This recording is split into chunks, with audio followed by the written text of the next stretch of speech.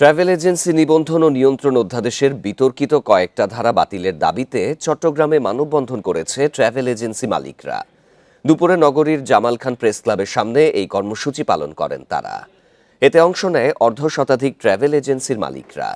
মানববন্ধনে বক্তারা বলেন, ট্রাভেল এজেন্সিদের সংগঠনগুলোর সাথে কোনো ধরনের আলোচনা ছাড়াই সরকার এই অধ্যাদেশ যোগ করেছে। নতুন খসড়া আইনে 10 লাখ টাকা জামানতের প্রস্তাব করা হয়েছে, যা বাতিলের দাবি জানায় ব্যবসায়ীরা। সেই সাথে এক এজেন্সি থেকে অন্য এজেন্সির টিকিট বিক্রি ব্যবসা নিষিদ্ধের বিধান করা হয়েছে, যা সারা দেশের ছোট মাঝারি ট্রাভেল এজেন্সিকে সংকটে ফেলবে। অবিলম্বে আলাপ আলোচনার মাধ্যমে এই অধ্যাদেশ সংশোধনের দাবি জানান তারা, অন্যথায় কঠোর আন্দোলনে যাওয়ার হুঁশিয়ারি দেন।